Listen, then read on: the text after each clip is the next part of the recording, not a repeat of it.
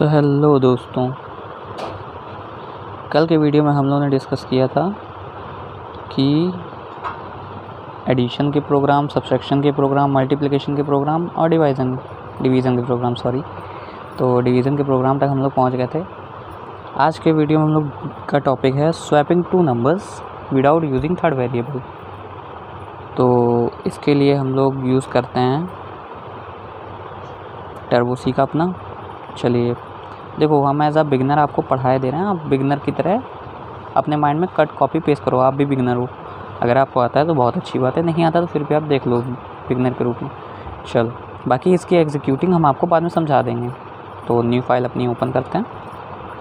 तो अब इसमें फर्स्ट लिखते हैं हम लोग अपना, जानते हैं आप लोग हैशटैग इंक्लूड, conio.h, इन सब के बारे में हम लोगों ने पुराने वीडियो में डिस्कस कर ही लिया था कि ये सब क्या होते हैं, इनका यूज़ क्यों किया जाता है। बेसिकली आप लोग तो जानते हैं, उसमें हमने पुराने वीडियो में आप लोगों को समझा ही दिया था कि stdio क्या होता है, conio.h क्या होता है।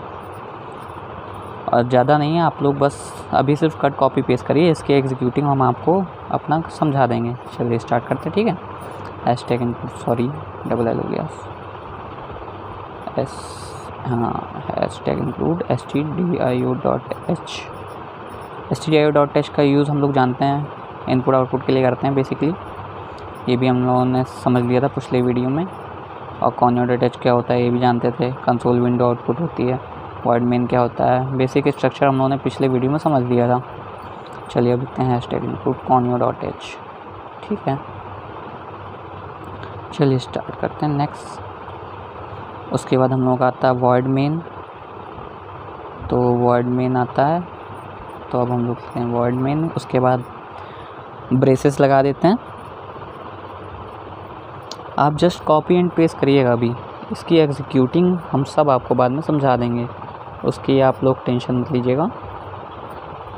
तो 2 वेरिएबल का यूज़ करना था हम लोगों को बेसिकली, तीसरा वेरिएबल लेना नहीं, तो इंट ए और बी ले लिया, सेमी कॉलम लगाया। सेमी कॉलम आप लोग ज़रूर लगाइएगा, सेमी कॉलम के बिना आप लोग जानते हैं प्रोग्राम एग्जीक्यूट नहीं होता। बिना सेमी कॉलम लगाए अगर आप प्रोग्राम को एग्जीक्यूट करना चाहते हैं तो भाई फिर आप झाम में पड़े रहेंगे, कहाँ एरर आ रहा है। तो इससे बढ़िया आप लोग सेमी कॉलम ज़रूर लगाइएगा।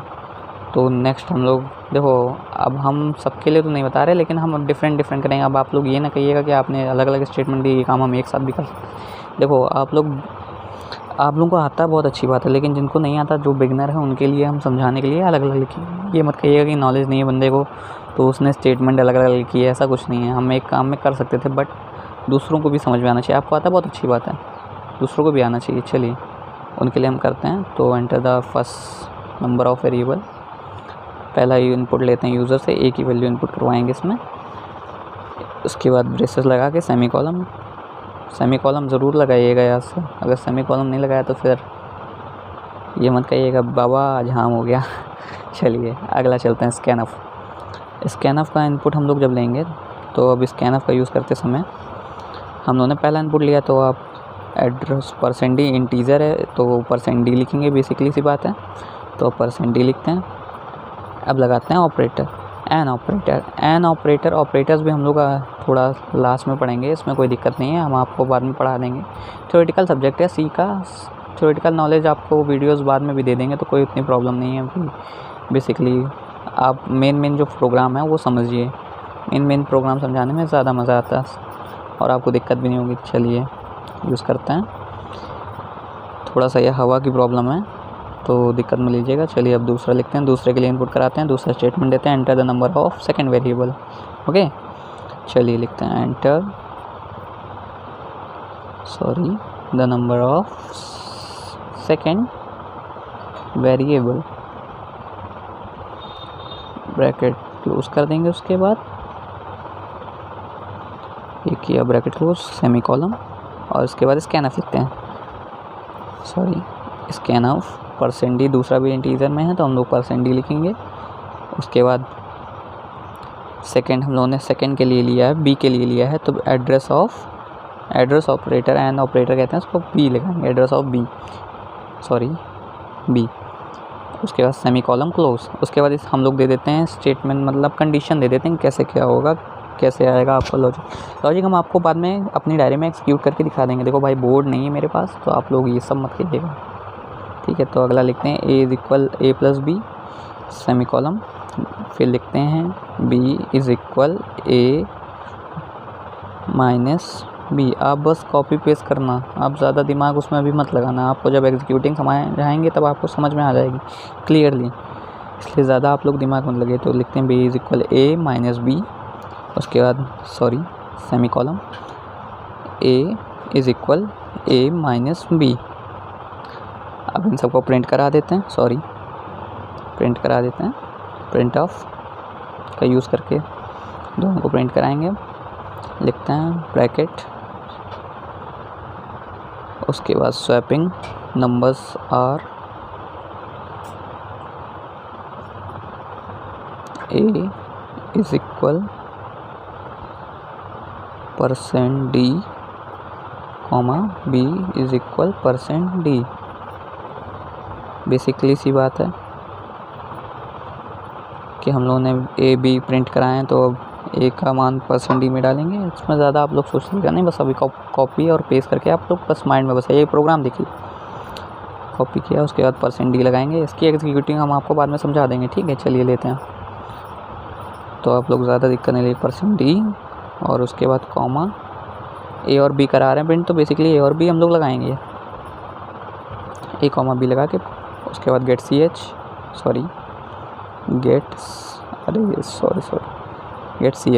Function. Get C H function का आप लोग जानते हैं, विंडो को होल्ड करने के लिए हम लोग करते हैं यूज़, ओके। चलिए गेट सी एच लगा देते हैं, उसके बाद ब्रेसेस क्लोज कर देंगे। अब वही दिक्कत आएगी, फिर आप लोग कहेंगे स्क्रीन का जाम, मेरे में स्क्रीन के जाम होता है, तो उसको चलो हम लोग कभी फिक्स कर लेंगे, जब तक चल रहा है जैसे तो हम लोग चला लेते हैं। तो इसके लिए हम लोग लगाते हैं /n। बेसिकली आप लोग जानते हैं न्यू लाइन कमेंट है, कोई भी चीज़ हो तो न्यू लाइन में प्रिंट कराने के लिए, तो सब में /n लगा देते हैं, तो स्टेटमेंट न्यू लाइन से आएगी। चलिए /n लगाया, enter the number of first variable, ख़त्म। अब इसको हम लोग कर देते हैं Ctrl+F9 से कंपाइल रन दोनों करा देते हैं, ठीक है। अब चलिए रन कराते हैं, Ctrl+F9 दबाते हैं इसका यूज़ करके, तो Ctrl+F9 शॉर्टकट है, आप लोग ऊपर से भी कर सकते हैं। तो देखिए 3 एरर्स आ रहे हैं। तो अब देखिए इस सी का सबसे बढ़िया यही है कि आपको बता देगा ये एरर कहाँ आता है। सबसे बढ़िया इसका फंक्शन हमको यही लगता है टर्बो सी का, इसलिए हम यूज़ करते हैं। तो देखिए इंक्लूड में हम लोगों ने $C लगा दिए, तो अब हम लोग सी को एक हटा देते हैं, फिर कंपाइल कराते हैं, Ctrl+F9 दबा के कंपाइल कराएंगे। देखिए नो एरर आ रहा है, आगे आपका enter the number of first variable. तो अब हम लोगों ने फर्स्ट वेरिएबल एंटर करा दिया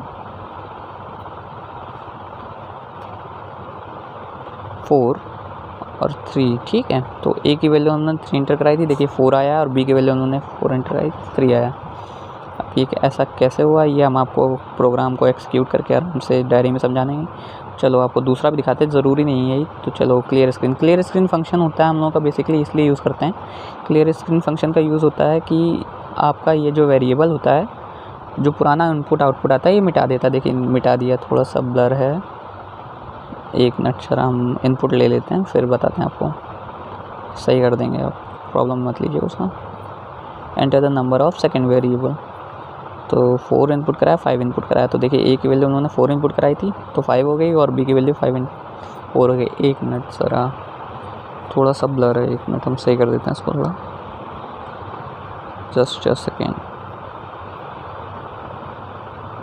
वेट अ मिनट, अभी कर रहे हैं क्लियर, ज़्यादा थोड़ा सा, एक मिनट जस्ट थोड़ा सा लाइट का फोकस पड़ रहा है, इस वजह से हो रहा है ऐसा। चलिए अब देखिए ए की वैल्यू उन्होंने 4 एंटर कराई थी, देखिए ए की वैल्यू 5 हो गई और बी की वैल्यू 4। बेसिकली इसका ये काम होता है कि ये इसकी टोपी उसके सर, उसकी टोपी इसके सर, वो गाना सुना ना 1 2 का 4 4 2 का 1, बस वही है।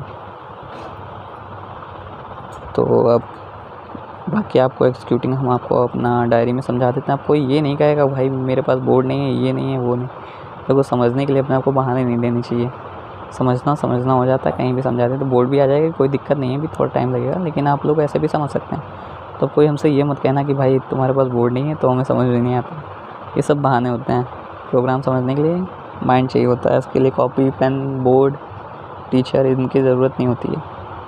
आप देखो आपके पास माइंड है, आप खुद समझ जाओगे, तो कोई ये बहाना मत बताना कि भैया आपके पास ये नहीं है वो नहीं है, तो मजाक बेसिकली। चलिए दोबारा से कर देते हैं एक बार। अब हमने ए की वैल्यू मान लो एंटर कराई, ए इज इक्वल टू एंटर कराया, सॉरी ये थोड़ा अलग ही जाम हो गया, दोबारा से करता। ए की वैल्यू मान लो हम लोगने 3 एंटर कराई और बी की वैल्यू हम लोगों ने एंटर कराई 4।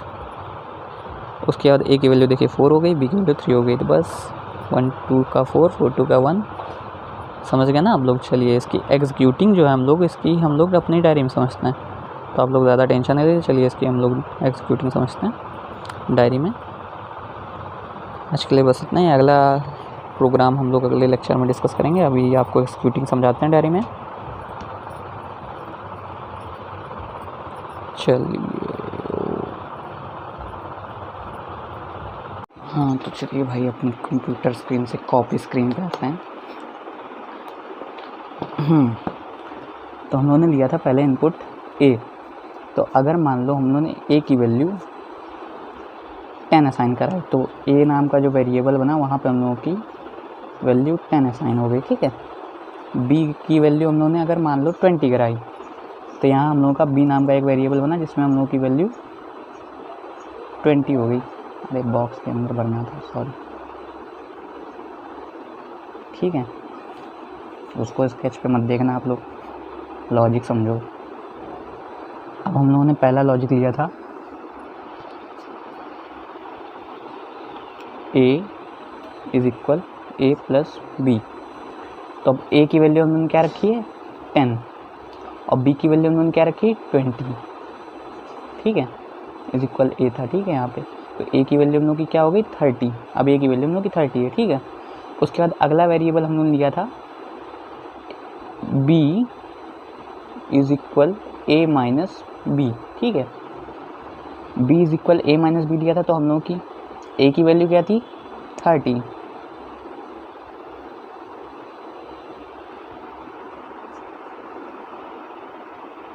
और b, उसके बाद b की वैल्यू हम लोगों की दी गई है 20, तो अब यहाँ पे b लिखा, तो b की वैल्यू हम लोगों की हो गई 10।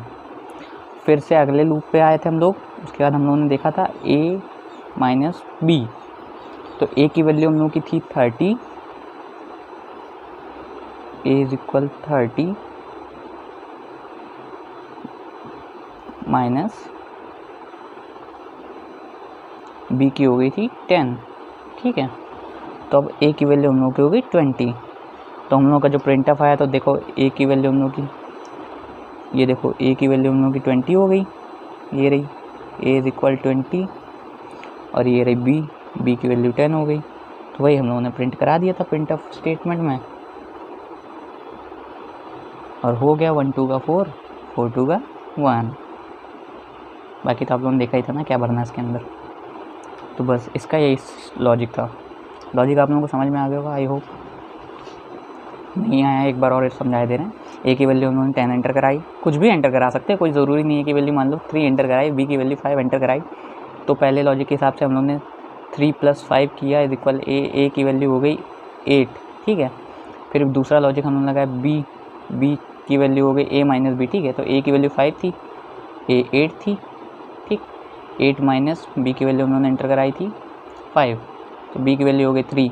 फिर उसके बाद तीसरा logic a is equal a minus b, तो a की वैल्यू हम लोगों की हो गई थी 8 माइनस b की वैल्यू हो गई थी 3, तो a इज इक्वल 5।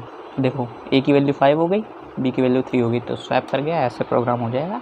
चलिए आज के लिए बस इतना ही, अगला प्रोग्राम नेक्स्ट बार। ओके, अगर वीडियो अच्छी लगी हो तो लाइक करिए, सब्सक्राइब करिए एंड सपोर्ट करिए। वो मेरे पुराने प्रोग्राम है। चलिए आज के लिए बस इतना ही, ये मेरे पुराने प्रोग्राम है, इस पर आप और काम करवाइएगा। चलिए ठीक है, ओके, टाटा।